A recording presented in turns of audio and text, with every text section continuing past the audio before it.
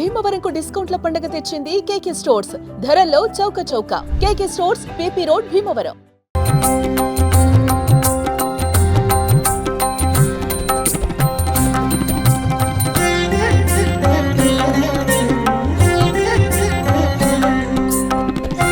Welcome to Suman TV. నేను జగదీష్ సోమల. దుర్గం కొండలో ఆహ్లాదంగా పర్యాటకులకు ప్రత్యేక ఆకర్షణగా ఉంది. ఇక్కడ గార్గేయ మహాముని తపస్సు చేసి శివలింగాన్ని ప్రతిష్ఠించారు. ఇక్కడ ప్రతి సోమవారం మహాశివరాత్రికి ప్రత్యేక పూజలు నిర్వహిస్తారు. గతంలో పెద్దిరెడ్డి రామచంద్రారెడ్డి ఇక్కడ స్వామివారిని దర్శించారు. పెద్దూపరపల్లి నుంచి డబుల్ రోడ్డు వేసి భక్తులు వచ్చిపోయేదానికి చాలా సున్నితంగా ఏర్పాటు చేశారు. అదేవిధంగా పలు అభివృద్ధి కార్యక్రమాలు కూడా ఇక్కడ చేపట్టారు. భక్తులంతా కూడా ఇక్కడ పాల్గొని పూజలు అందుకోవాలంటున్నారు. మరిన్ని విషయాలు స్వామివారిని అడిగి తెలుసుకుందాం.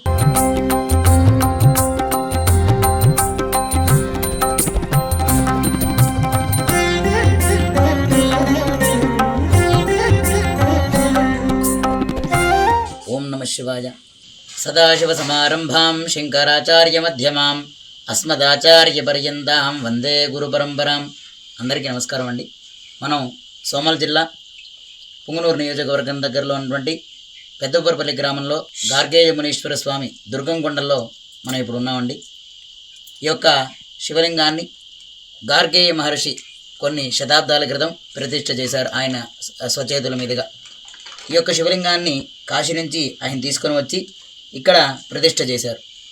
అలానే ఆయన తర్వాత రాముల వారు పంచపాండవులు కూడా ఈ లింగాన్ని సేవించినట్టుగా ప్రాచుర్యంలో ఉందండి.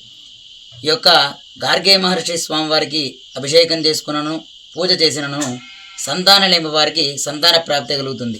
అలానే వివాహం కాని వారికి వివాహం కలుగుతుంది.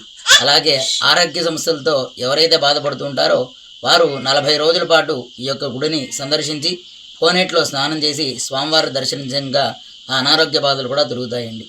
అలానే గార్గేయ మహర్షి స్వామివారికి ఈ క్షేత్రంలో మేము కార్తీక మాసంలో విశేష పూజలు, అలానే శివరాత్రి యందు 2 రోజులుగాను మహోత్సవంగా 2 రోజులుగా ఇక్కడ ఉత్సవం చేస్తూ ఉంటాం. ఇక్కడికి భక్తులందరూ కూడా వచ్చి తమ కోరిన కోరికలు తీర్చే స్వామిగా ఈ యొక్క స్వామిని కొలుచుకుంటూ ఉంటారు. రాష్ట్ర మంత్రివర్యులు పెద్దిరెడ్డి రామచంద్రారెడ్డి గారి ద్వారాతో అటవీ శాఖలో ఉన్నప్పుడు వారు ఈ యొక్క మనకి ఇక్కడికి రావడానికి పెద్ద రోడ్డు వేయించారు. అలానే విద్యుత్తును కూడా ఏర్పాటు చేశారు. ఇప్పుడు రావడానికి వెళ్ళడానికి కూడా చాలా సౌకర్యాన్ని కలిగించేసేశారు. అలానే శివరాత్రి యందు 10,000 మందికి పైగా వచ్చి అన్నదానంలో పాల్గొంటారు. అలానే 1,00,000 మందికి పైగా జనాలు ప్రతి ఒక్క ఊర్ల నుంచి బెంగళూరు కావచ్చు, చిత్తూరు కావచ్చు, పరిసర ప్రాంతంలో పుంగనూరు కావచ్చు, అలానే చుట్టుపక్కల రాయచోటి ఇలాంటి ఒక్కొక్క గ్రామాల నుంచి ఒక్కొక్క ఊర్ల నుంచి వచ్చి ఈ యొక్క స్వామిని సందర్శిస్తూ ఉంటారండి. అలానే మీరు ఈ గార్గేయ నది గురించి అడిగారు.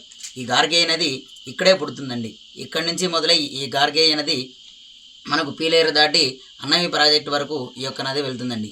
ఈ యొక్క తీర్థం సేవించడం ద్వారా ఆరోగ్య సమస్యలు ఏవైనా ఉంటే కూడా అన్నీ తొలగుతాయని చెప్పి చాలా ప్రాచుర్యం అండి. ఇక్కడ నుంచి 1.5 కిలోమీటర్ల దూరంలో పైన అమ్మవారు పార్వతీదేవిగా ప్రతిష్ఠ చేయబడి ఉన్నారు.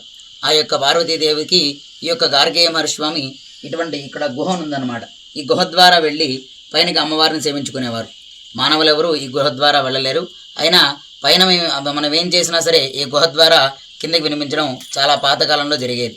ప్రస్తుతం అది వినిపించకపోగా పైన ఏం పూజ జరిగినా మనం పైన ఏం చేసినా సరే ఇక్కడికి తెలుస్తుందన్నమాట. అలా ప్రాచుర్యంలో ఉందండి. ప్రతి ఒక్కరూ కూడా ఈ యొక్క దేవస్థానాన్ని దర్శించి ఈ గార్గేయ మహర్షి స్వామి అనుగ్రహానికి పొందుతారని చెప్పి కోరుకుంటున్నాను. ఓం నమః శివాయ.